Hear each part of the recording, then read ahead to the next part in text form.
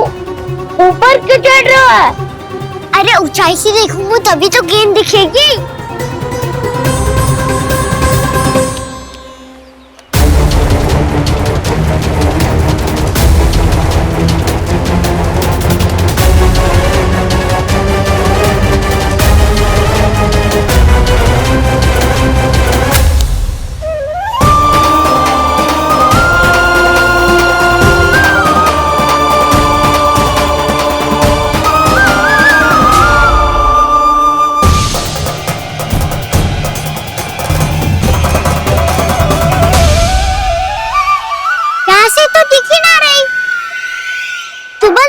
से फेंकी थी ना?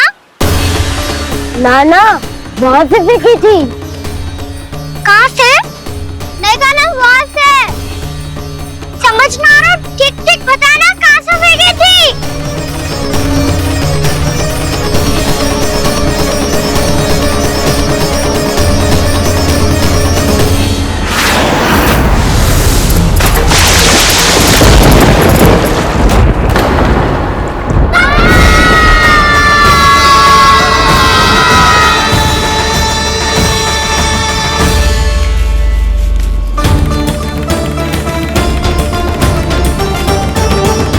कालिया नाग के क्षेत्र में जाकर कोई भी जीवित वापस ना लौट सको है।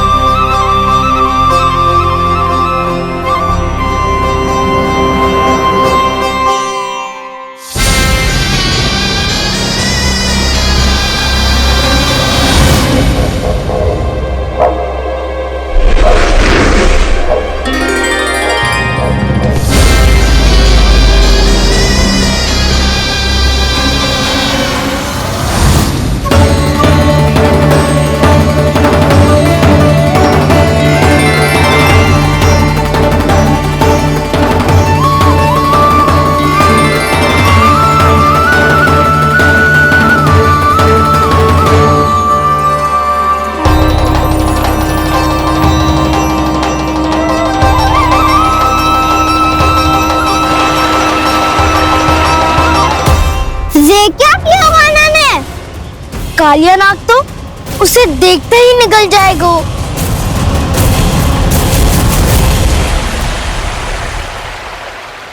तो आरंभ से अब तक सब कुछ उसकी लीला का ही भाग था।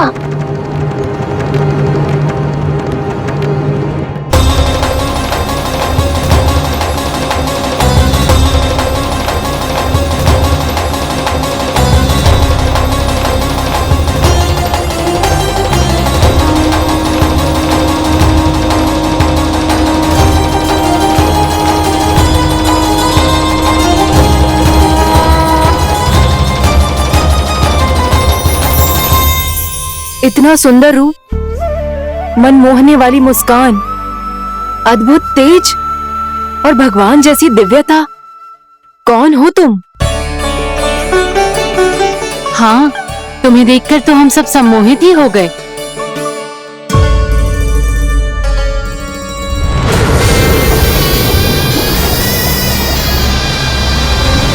तुम जो भी हो बालक, वापस लौट जाओ। हमारा हृदय तुम्हें ही देखते रहना चाहता है, किंतु यदि हमारे पति जाग गए तो तुम्हें अवश्य हानि पहुंचाएंगे। ये बहुत विषैले है बालक, कालकोट जैसे भयानक, इनके विष से तुम नहीं बच सकोगे। नंदराज,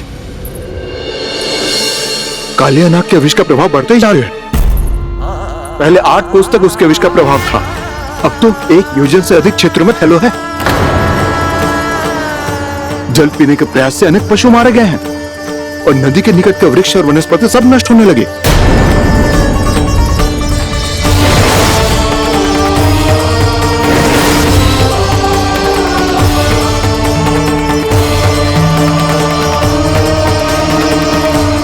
इनके विष की तीव्रता इतनी अधिक है बालक कि इनके संपर्क में आने वाले को तड़पने का भी अवसर नहीं मिलता।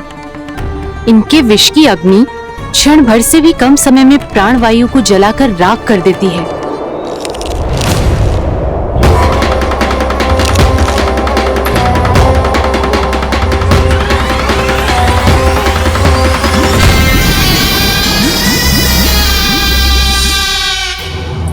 तब तो समस्या और भी गंभीर हो जाएगी। मैंने तो सुनो है कि कालियानाग कम से कम 2 योजन लंबा है, सैकड़ों फन है उसके।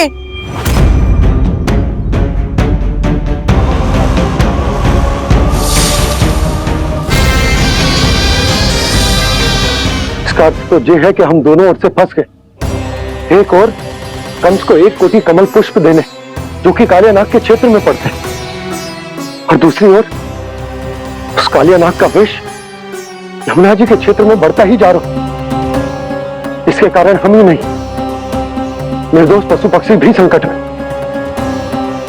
इन दोनों समस्याओं का एक ही समाधान है, उस कालियानाग का सामना करना। पर ये ना समझ आ रहा कि हम ये करेंगे कैसे, क्योंकि ये बात साधारण मनुष्य के बस की ना है। हमारे लिए ये असंभव है।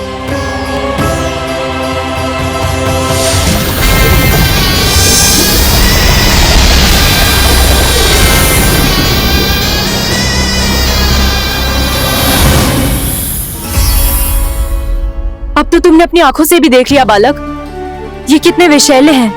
नींद में भी विष उगलते हैं। इससे पहले कि तुम्हें कुछ हो जाए, चले जाओ यहाँ से, मान लो हमारी बात।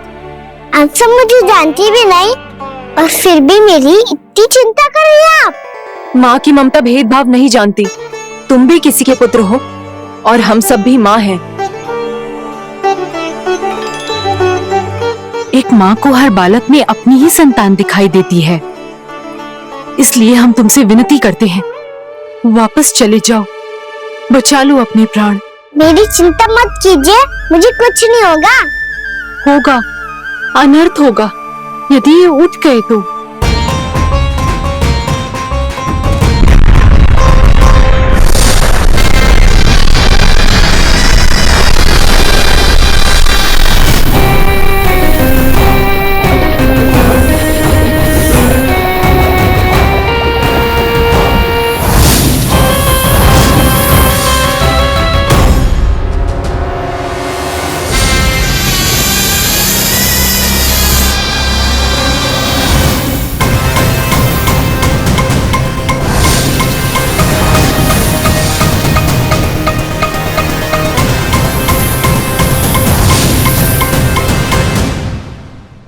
सामने होते हुए भी अपने इश्क को केवल वही देख सकता है जो अपना अभिमान त्याग चुका हो।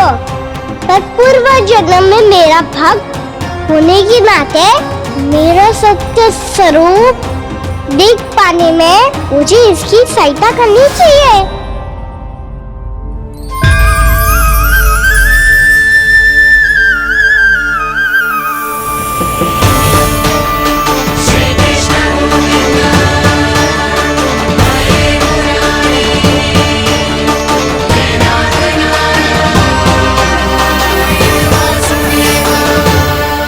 देखो हमारा छोटा सा कान्हा जैसे डट के खड़ा हुआ है, इतने विशालकाय, इतने महाभयंकर सबके सामने।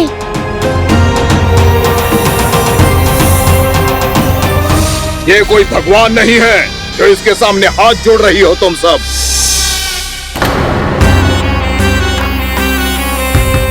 एक सामान्य साधारण बालक है ये, जो ये तक नहीं जानता कि इसके सामने है इसका काल, कालिया।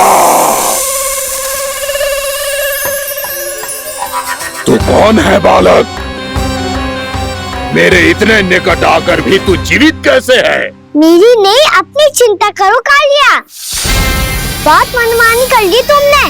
अब बस मैं तुम्हें रोकना हूँ। अब बस मैं तुम्हें रोकना हूँ। मैं तुम्हें रोकना हूँ। बित्ते भर का है तू, मेरे विष के बारे में जानता ही क्या है? और कहता है मुझे रोकने आया है। किससे किससे रोकना चाहता है तू मुझे? मुझे क्रोध दिलाने की भूल मत कर बालक। अपनी फुंकार से ही तेरी इस मुस्कुराहट को अंतिम मुस्कुराहट बना सकता हूं मैं। शीघ्र बता, कौन है तू और किसने भेजा है तुझे? तुम्हें आवाज भी है कि अपनी पुकारों से तुम कितना विष भूल चुके हो। पवित्र यमुना नदी को कितना दूषित कर दिया तुमने। और यही नहीं, तुम्हारे कारण निकट के जीव जंतुओं, वृक्ष, वनस्पतियों सबको हानि पहुंच रही है। तो क्या मुझे उससे क्या? मुझे है आपत्ति है मुझे तुम्हारी इस व्यवहार से, और इसीलिए तुम्हें यहाँ से जाना होगा।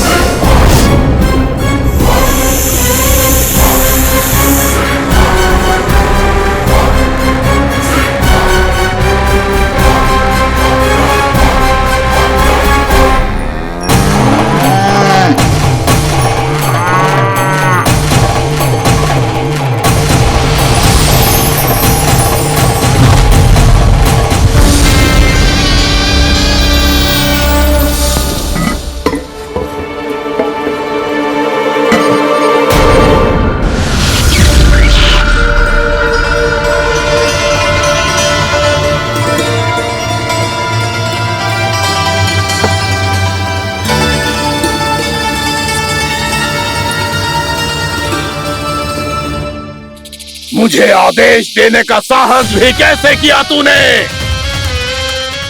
इस क्षेत्र को मैंने अपना राज्य बनाया है, मेरा परिवार रहता है यहाँ, और तू मुझे यहाँ से जाने के लिए कह रहा है? हाँ, क्योंकि तुम्हारे यहाँ रहने के कारण अन्य जीवों को हानि हो रही है, और मैं ऐसा नहीं होने दे सकता। मैं तो बस वही कर रहा हूँ जो एक सर्प का स्वभाव है।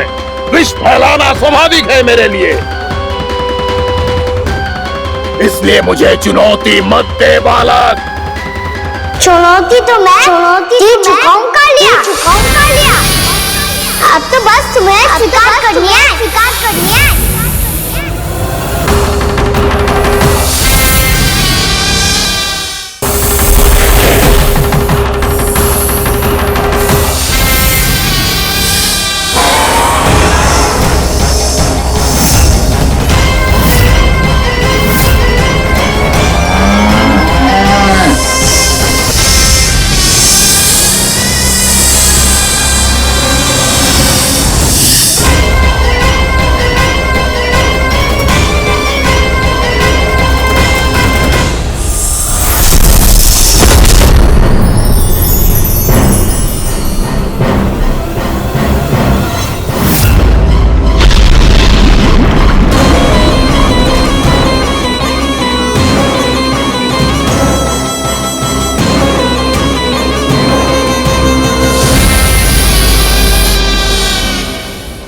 मैं भी चेतावनी दे रहा हूँ, यहाँ से चले जाओ।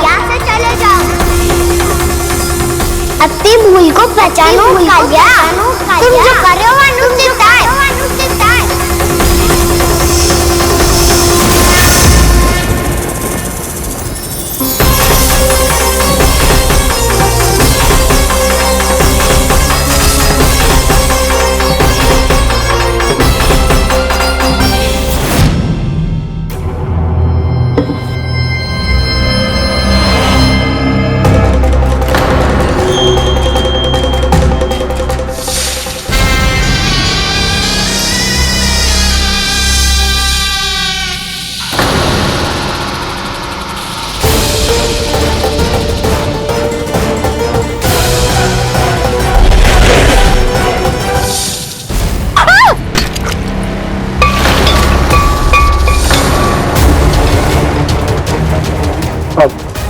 मैं आता हूं।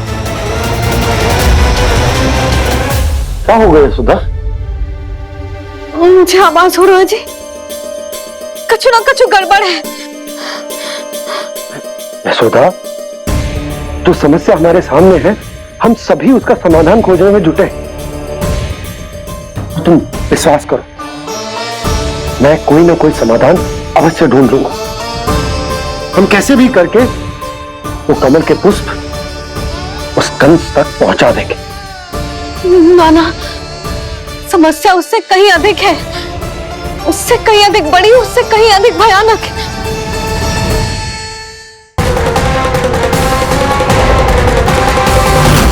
विस्की ये बूंद से ही सबके प्राण चले जाते हैं।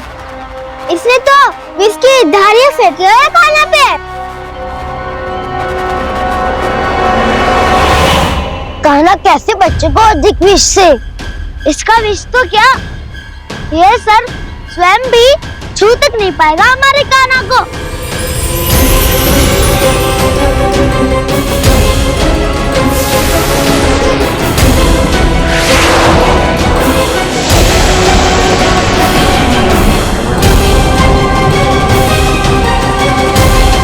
तुम्हारे सखा को, मेरे भाई को कोई हानि नहीं पहुंचा पाएगा। ये कान्हा का सत्य चाहे जो हो बलराम, पर अभी तो जो एक बालक ही है ना। देखो कैसे विष के कारण स्थिर हो गया है।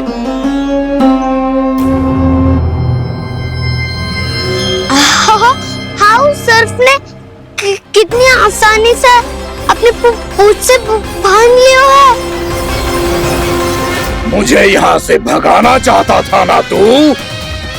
अब मैं तुझे दिखाऊंगा अपना सामर्थ्य। ये मूर्ख किसे बांधना चाहता है अपनी पूंछ में? उन्हें जिनका विस्तार सारे ब्रह्मांड में है, या उन्हें जो स्वयं अनंत है? पर देवराज, प्रभु ऐसा करने ही क्यों दे रहे हैं कालिया को? आप सब भूल रहे हैं देवगण, कालिया पूर्व जन्म में प्रभु का बहुत बड़ा भक्त था। उसी भक्ति का फल मिल रहा है अब इसे। वैसे भी भक्तों के मन का भाव सबल हो तो भगवान तो सहज ही बंध जाते।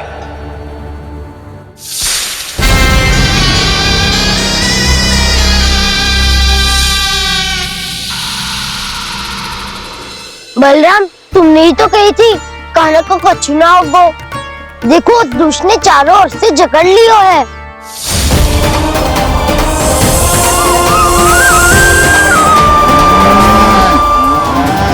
जी, क्या कह रही हो तुम? सुधा जी, क्या हुआ? घबरा क्यों रही हो आप? सुलक्षणा, मुझे आभास हो रहा है कुछ बहुत बड़ी अनहोनी हो गई है। नंदराज, नंदराज, नंदराज!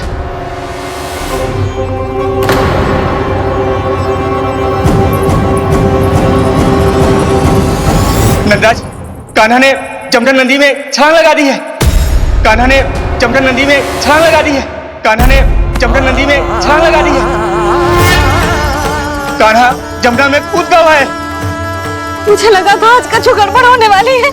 मुझे आज कान्हा को ना जाने देना चाहिए था।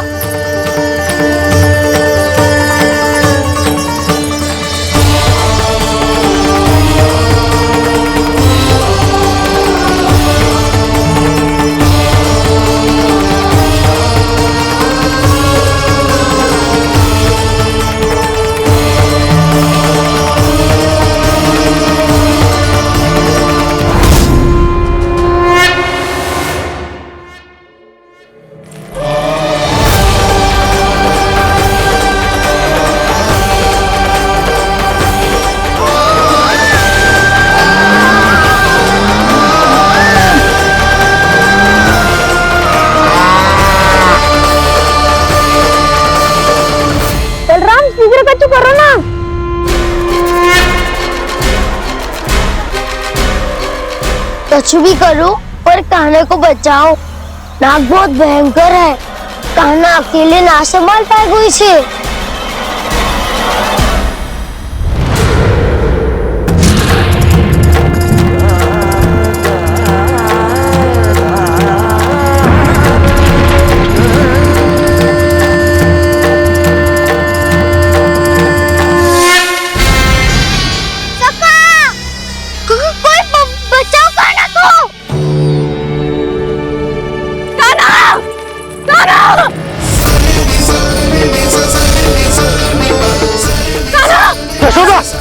यशोदा रुको। छोड़ दो मुझे, छोड़ दो मुझे। रुक जी, संभालो, बावली हो गई ना। जी संभालो।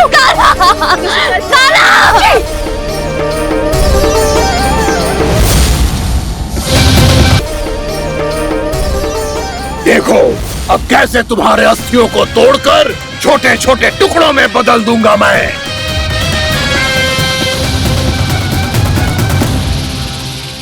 जी आप जाओगी तो आप भी फंस जाओगी। अपने लल्ला के लिए मैं किसी भी संकट का सामना करने के लिए तैयार हूँ। छोड़ो ना यशोदा, हमें कोई और उपाय खोजना पड़ेगा। कोई और उपाय? आप देख ना रही मेरा काना किस दशा में है। काना मैया के वश में नहीं है, नहीं तो ये अपने लल्ला के लिए साक्षात काल का भी सामना कर ले। ये तो केवल कालिया नाग है। हे नागराज, आप मेरे प्राण ले लो पर काना को छोड़ दो। ना नागराज, आप मेरे प्राण ले लो, मैं विरोध भी ना करूंगी। ना नागराज, आप मुझे मार दो पर मेरे काना को छोड़ दो।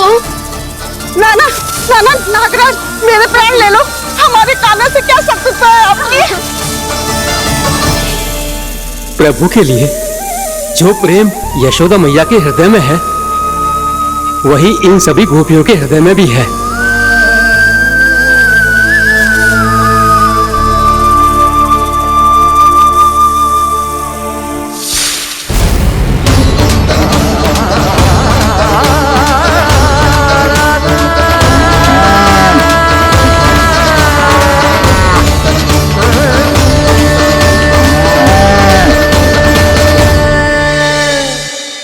यशोदा, यशोदा, देखो इन गोपियों को, इन गैयाओं को, इन सब के मन में भी तुम्हारी भांति ही ममता भरी हुई। वो सब भी कान्हा से उतना ही प्रेम और स्नेह करती है, उतनी ही ममता से भरी हुई है जितनी कि तुम। तो तुम ही सोचो, जिसके साथ इतनी ममता और इतना स्नेह, इतना प्रेम, उसका कोई क्या कर सकता है? उस काले नाग का वेश इस सब आशीर्वादों के सामने कछु न है। कछु करो जी, उसे बोलो वो मेरे प्राण ले ले, मेरे काना को छोड़ दे।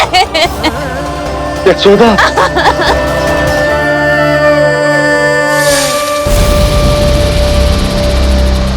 केवल इन्हीं में नहीं देवराज, नाग पत्नियों के हृदय में भी ममता का वही प्रेम उमड़ रहा है। देखिए। मैं आपके हाथ जोड़ती हूँ स्वामी, इस बालक को छोड़ दीजिए। ये अवश्य ही कोई दिव्य आत्मा है स्वामी।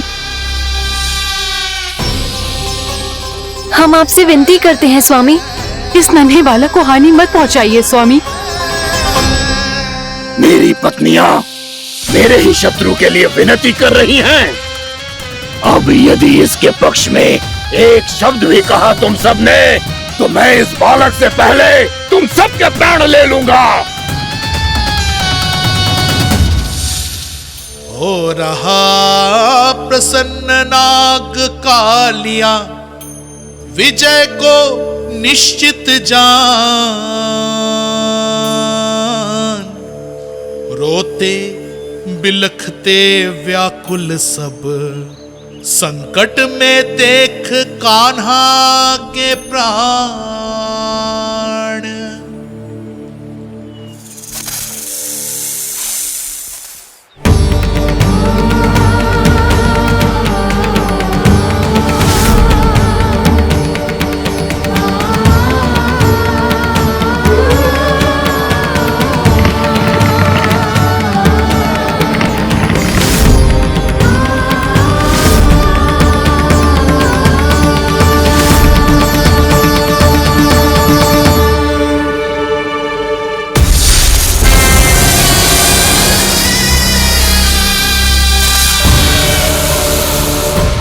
करो जी, मेरे लल्ला को बचा लो, कोई तो कुछ करो। जीजी, संभालो यशोदा। यशोदा, यशोदा तुम शांत हो जाओ, मैं कान्हा को वापस लेकर आऊंगा। मैं रक्षा करूंगा उसकी। ना नंदराज, नंदराज नहीं। कम से कम आप तो समझो नंदराज, कालिया के पास आप जाओगे तो आप भी फंस जाओगे।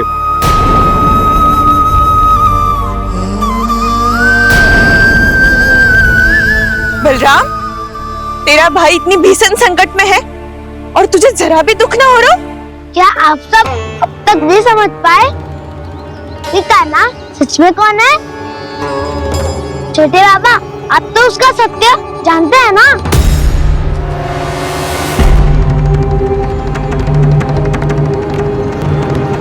मानता हूँ कि आप सब कान्हा के रहस्य के बारे में नहीं जानते, पर क्या उसके जन्म से आज तक घटी एक से बढ़कर एक विचित्र घटनाओं को भी भूल गए हैं आप सब? भूल गए हैं कि कैसी पूतना जैसी राक्षसी उसका कुछ बिगाड़ नहीं पाई, कैसे तरनावत जैसा भयानक राक्षस उसे एक खरोच भी नहीं दे पाया था।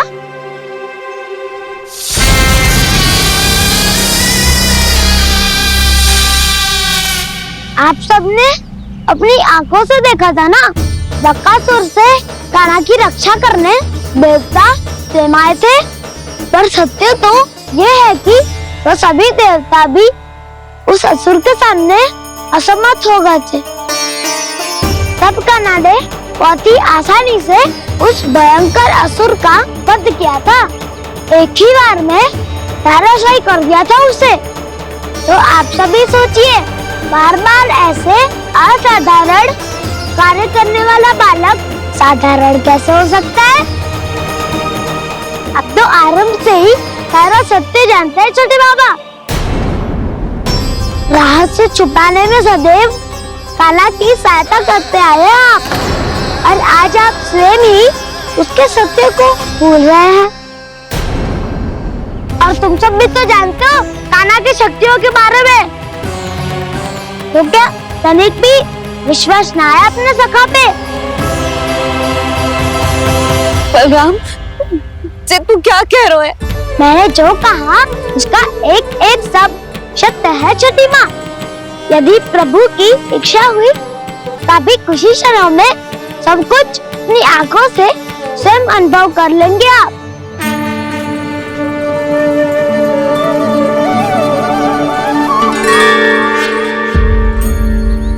शांताकारं भुजगशयनं पद्मनाभं सुरेशं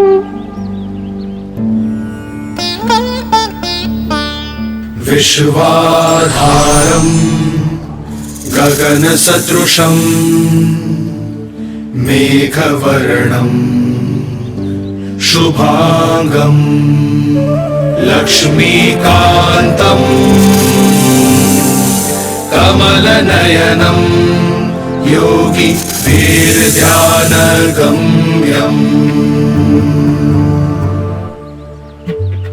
वन्दे विष्णुं भवभयहरं सर्वलोकैकनाथम्।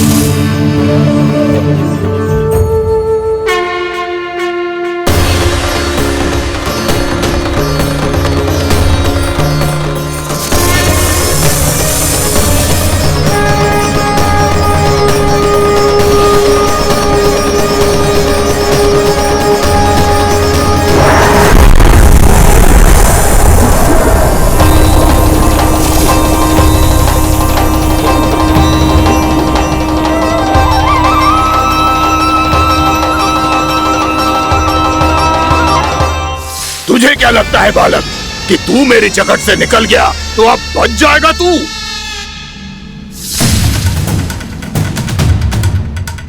मेरे विष से अपनी प्राण रक्षा करने में सफल रहा, मेरी जकड़ से भी छूट गया, पर मेरे दंश से नहीं बच पाएगा।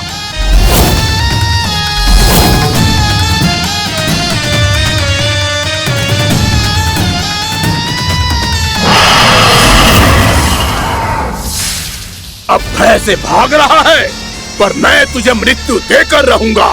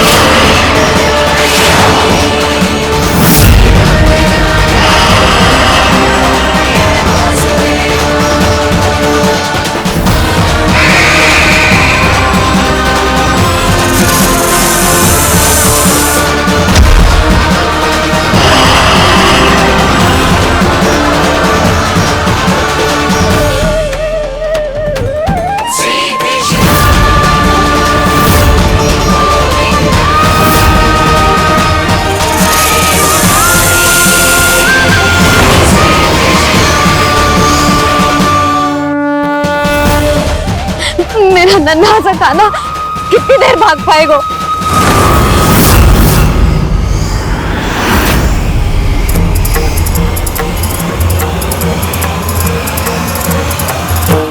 और कितनी प्रतीक्षा करोगे मेरी भक्त कालिया? भक्त नहीं, काल हूँ मैं तेरा। जब अहंकार का मुकुट बुद्धि को ढक लेता है तो भक्त अपने भगवान को भी नहीं पहचान पाता। व्यर्थ की पहेली में मत उलझा बालक। ना मैं भक्त हूँ और ना तू भगवान।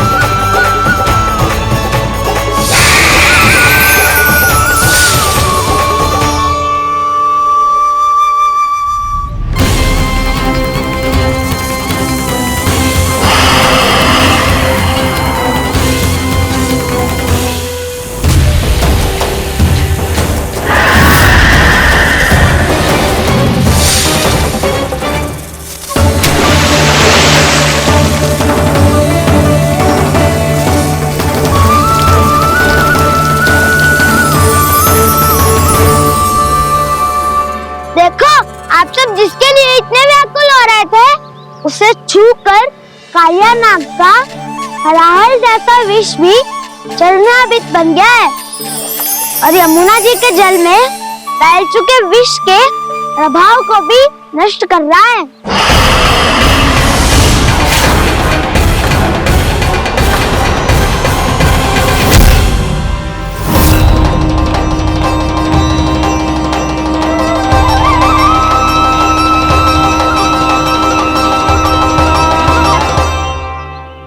धर्म रक्षक अधर्म विनाशक प्रभु श्री कृष्ण का कौशल सचमुच अद्वितीय है। नारायण नारायण।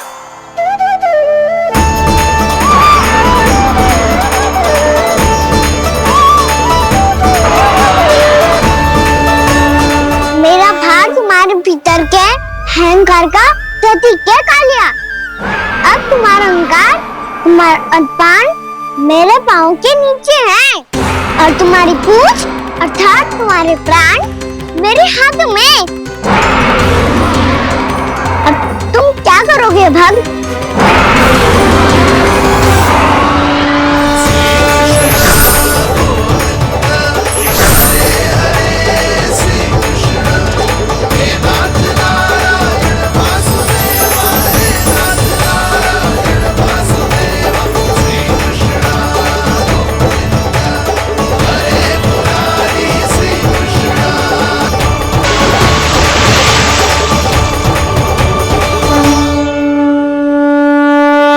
प्रभु, भले ये आपको पहचानने में असमर्थ हो, पर हम सब ने आपको पहचान लिया है। हाँ प्रभु, एक भक्त होने के नाते और एक अर्धांगिनी और माँ होने के नाते मैं आपसे इनके प्राणों की भिक्षा मांगती हूँ। अपनी कृपा दिखाइए और इन्हें क्षमा कर दीजिए। आपके लिए मित्र और शत्रु में कोई अंतर नहीं प्रभु, उसी तरह आपकी कृपा और दंड में भी कोई अंतर नहीं। दोनों दया ही तो है, अकारण ही किसी को प्राप्त नहीं होती। हमें विश्वास है कि हमारे पति को मिला ये दंड कोई अभिशाप नहीं है, आपका वरदान है। ये सत्य है प्रभु कि इनसे बहुत से पाप हुए हैं। इनके विष से बहुत सारे जीव जंतु को हानि पहुंची है, पर अब आपके चरण इनके शीश पर पड़ गए हैं। ऐसी कृपा तो बड़ी बड़ी महान महात्माओं को भी दुर्लभ है, और इन्हें प्राप्त हुआ तो अवश्य ही ये किसी महान पुण्य का ही फल है। हे प्रभु, उन्हीं पुण्य कर्मों की शक्ति का आह्वान कर मैं आपसे विनती करती हूँ, इन्हें प्राण दान दीजिए। मैं अपने इस भक्त को क्षमा अवश्य करूंगा देवियों, यदि ये अपने अहंकार को त्याग कर मुझे पहचान ले तो।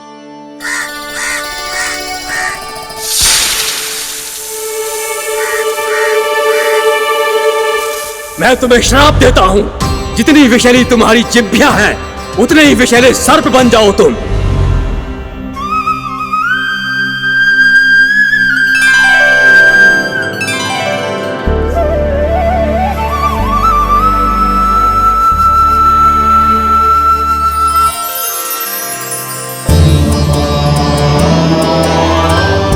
नारायण, मुझे क्षमा कीजिए नारायण।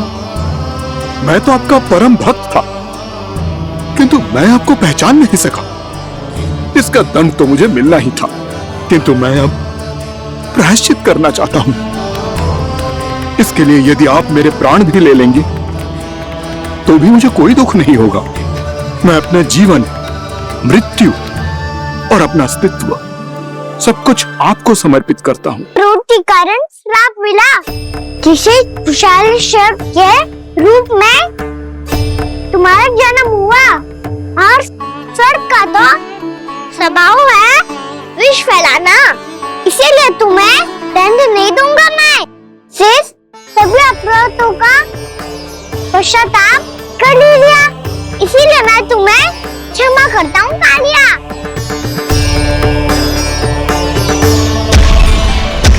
पर तुम्हें यहाँ से दूर समुद्र के बीच जाकर रहना होगा, जहाँ किसी निर्दोष का जीवन तुम्हारे विष से प्रभावित ना हो। मैं चाहकर भी आपकी इस आज्ञा का पालन नहीं कर सकता। मैं असमर्थ हूँ प्रभु, क्योंकि यदि मैं इस क्षेत्र को छोड़कर गया तो मेरी मृत्यु निश्चित है। आपसे क्या छुपा है प्रभु, आप तो जानते हैं कि सर्प जाति और आपके वाहन गरुड़ के बीच अनंत शत्रुता चल रही है, जिसका प्रारंभ नागों के द्वीप नागालय से हुआ था। उस द्वीप पर छोटे जीवों को निगल जाने के लिए सर्प थे, और गरुड़ को सर्पों का स्वाद बहुत प्रिय था, इसलिए वो बार बार नागद्वीप जाने लगा था। पर इस कारण पूरी सर्प जाति उससे आतंकित हो गई थी, इसलिए जब भी गरुड़ वहाँ पहुँचता तो सभी सर्प छिपने लगते। जब गरुड़ को इसका आभास हुआ तो उसे बड़ा क्रोध आया, और वो उत्तेजना में भरकर सर्पों का शिकार करने लगा। भूख ना होने पर भी उन्हें मारने लगा। अब सर्पों के प्राण हरना उसके लिए खेल बन गया था। इस भीषण समस्या का समाधान ढूंढने के लिए पूरी सर्प जाति महान सर्प वासुकी के सामने इकट्ठी हुई। हे महान वासुकी, हमारी सहायता कीजिए। नागद्वीप पर गरुड़ ने आतंक मचा दिया है। पहले तो वो हमें अपना भोजन बनाता था, लेकिन अब हम उसके खेल का साधन बन चुके हैं। भूख हो या ना हो, जब तब आकर वो हमारे प्राण हर लेता है। अनुचित हिंसा के इस प्रथा का आरंभ सर्पों ने ही किया है। पहले आप सबने पूरे द्वीप पर अधिकार कर लिया, फिर आहार के साथ साथ आनंद के लिए भी आप सभी ने निर्दोष जीवों की हत्या की। और जब सृष्टि का संतुलन बनाए रखने के लिए गरुड़ आपको अपना आहार बनाने आया, तो आप सब अपने प्राणों की रक्षा के लिए छिपने लगे। तो फिर गरुड़ का उत्तेजित होना तो स्वाभाविक ही था। नागनाथ, जो हमने अन्य जीवों के साथ किया वही अब हमारे साथ हो रहा है, परंतु ये भी तो सृष्टि के संतुलन के विरुद्ध ही है ना? अवश्य है, इसलिए मैं गरुड़ से चर्चा करूंगा। धन्यवाद प्रभु।